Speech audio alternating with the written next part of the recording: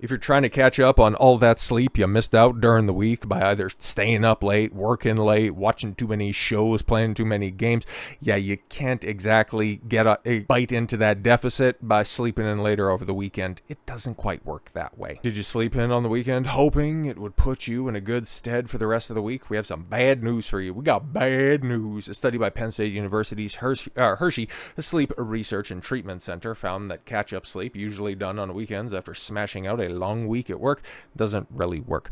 30 health adults were instructed to sleep 8 hours for the first 4 nights, 6 for the next 6, and 10 hours for the next 3 nights in an attempt to simulate sleep loss and sleep recovery. A study found that while 2 days worth of recovery sleep lowered the level of interleukin 6, in the participant's blood, which is an inflammation agent in the body, overall attention performance did not improve.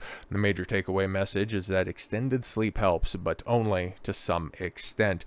The repeated cycle of restriction recovery may be harmful to your health in the long run. The long-term effects of a repeated sleep restriction recovery weekly cycle in humans remains unknown.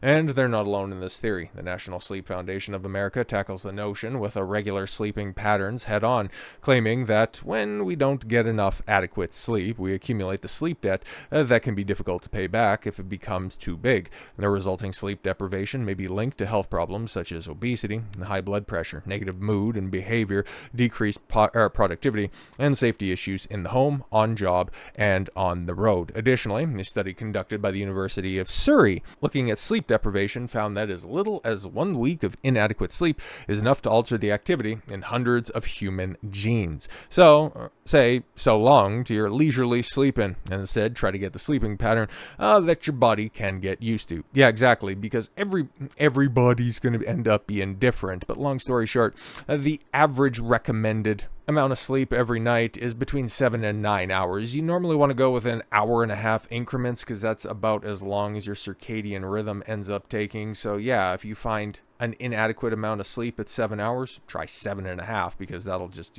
get you into that 90-minute cycle. And then if that doesn't work after that, well, there you go, try 9. And if it doesn't work after that, well, you should probably take a look at how much sleep you're already missing out on. And so you should probably aim for the same amount, okay? And, waking up and going to sleep at the same time, that is also very beneficial to having a healthy sleep schedule. So yes, also employ that as well to properly optimize your rest. The body has an internal clock and hormones that control sleepiness and wakefulness.